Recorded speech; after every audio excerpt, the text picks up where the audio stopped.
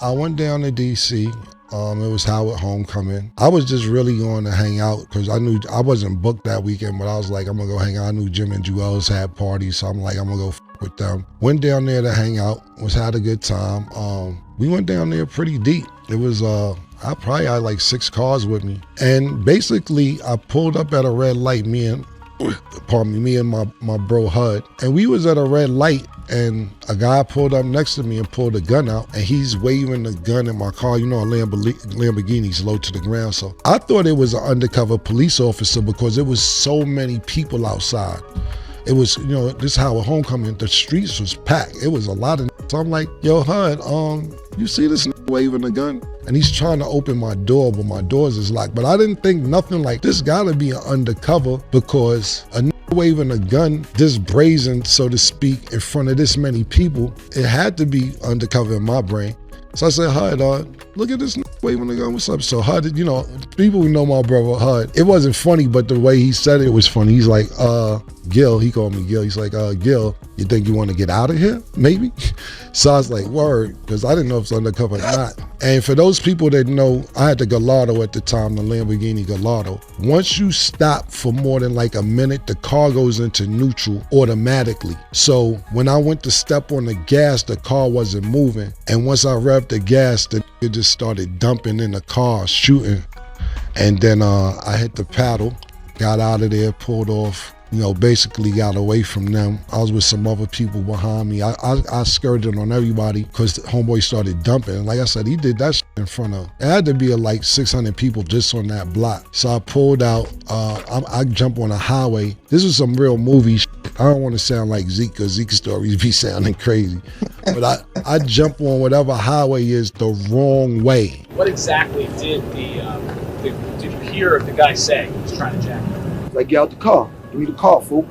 I said, get the fuck out of here. Murked out. What happened was they told me to give up the car, and I looked at him like he was stupid, pulled off, and then he started shooting. He had 2 gunshot wounds to his arms. After receiving care, he was discharged from Howard University Hospital.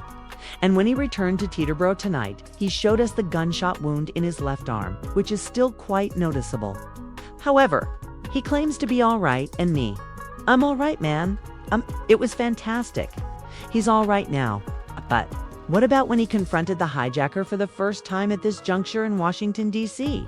Respect it, because nobody's going to take a $250,000 car from me, let alone a 5-cent piece of chewing gum. And I'm driving on oncoming traffic, like on the I, like if it's I-95, I'm driving on oncoming traffic, weaving all the traffic, and then HUD is like, Gil, they're not behind us, I think we good.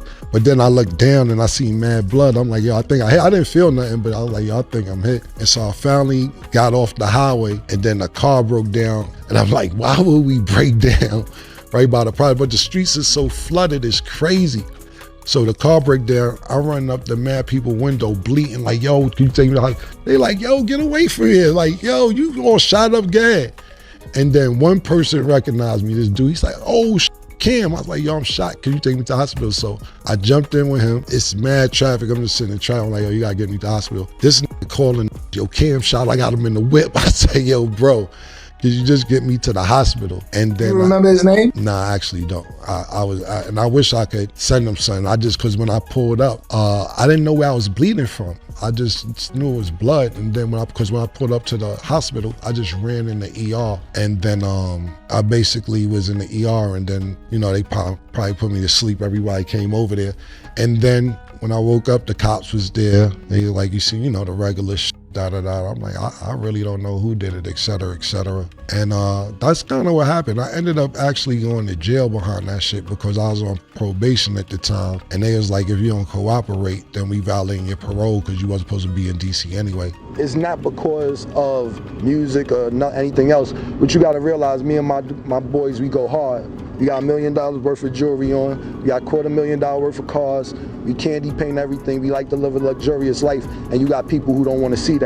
But nah, I never found out who did it. But you know, there's a lot of people circling and rumors running around saying that I played the part of Alpo, and they don't like Alpo in DC, and now it's kind of a couple years after the movie, et cetera, et cetera. Cam went through a lot. You know, he got shot over that role. in Washington. Yeah, that was over there. Yeah. You know? And even like, and you know, he's never told this story, but like it was times I didn't really realize what happened. He was like, I was asking him to do another role once. He was like, yo, bro, I got shot over, because it was a certain scene that he was like, I don't want to do that scene. You know what I'm saying? And he was like, it's going to be too much. So almost, when I found out that, I felt a little responsible, and I never wanted to put anybody in that position again, because people take this story really serious. So it has to be really done completely correctly. You know, but there was a lot of layers that happened and perspectives that weren't told. Rico is really Alpo in real life. And what Murder's saying is he just got killed in front of the precinct. So why would you want to be a who just got killed in front of the precinct? For those who didn't understand what Murder was talking about. Because Pat Bev made a statement saying that, yeah, I was watching the movie and I thought Rico was some real nigga. I'd rather be him than Mitch. And I'm like, I didn't want to be Rico. Me and Dane Dash had a whole argument about that part. I'm like, yo, my. He said, kill it, it's all good. You know what happened when I played Rico? They shot me in DC. That's what happened when I played Rico. Say you snitch ass nigga. They confusing motherfucking movies with real life. But you know why them DC niggas for me? Because I didn't tell, because I was on probation. You know what happened? I got shot and went to jail because I was on probation and wasn't supposed to be in DC. So when I got shot, they said, you either tell us who did it or you go to jail. I said, send me to jail. Then I went to Rikers. Let me show you real quick what happened. I got surgery right here on the arm. I also got shot in my other arm, so where it went straight through and didn't hit a nerve. That's why this arm is okay. I also got shot in this arm, but it went straight through and it didn't hit any nerve, so it was able to heal. This right here, it grows 1 millimeter a day, which is smaller than a centimeter. So it's gonna take a year or a little bit more to get the feeling all the way back up to here. So right here, from here to here, it grows 1 millimeter a day. So I won't be getting the feeling back in my arm, in my 2 fingers, I should say, for maybe a year. Cam got shot. I think he was some type of carjacking or whatever the case may be. Cam wasn't going for it. And that right there kind of brought us closer. Because after Cam got shot, we kind of like, you know, it was like, damn, Cam got shot, the big homie. We protected that. Like he was guard after that. And he called meetings. We was in the studio. Matter of fact, that's how the record Get 'Em Daddy got done. After Cam, did you have to get in the video? he had the sling in the video. Yeah, okay, yeah. So right after he got shot, he called the meeting. Everybody pulled up to the studio. Cam was on his bullshit. He was on straight gangster shit. As a matter of fact, remember when Tony Montana had the sling in Scarface? Yeah. Cam was on that type of time.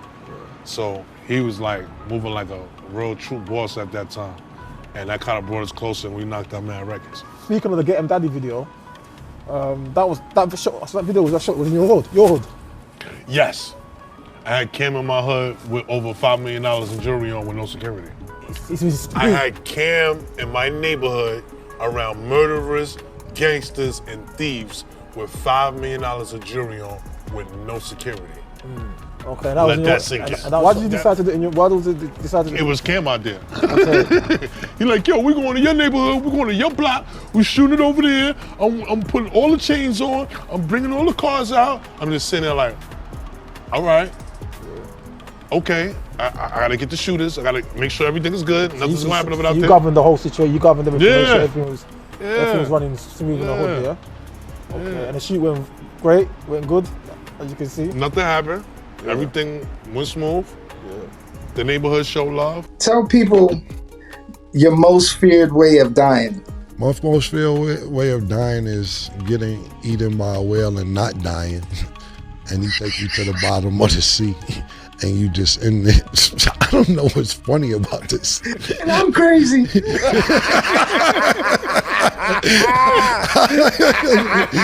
I don't know what's funny about this, man. Is that my most feared, that's my most, imagine you out in the ocean, jet ski, you know, I play water sports, you know what I'm saying? I've been jet skiing the whales, not whales, dolphins be coming through. Imagine a whale come up and eat you, you don't die, and then he take you 20,000 feet to the bottom, no oxygen, no nothing. You just trying to get out of there. Even when I watch the movie Castaway, it scares me when the whale pull up on the nigga with the one eye when he on the joint. I don't like whales.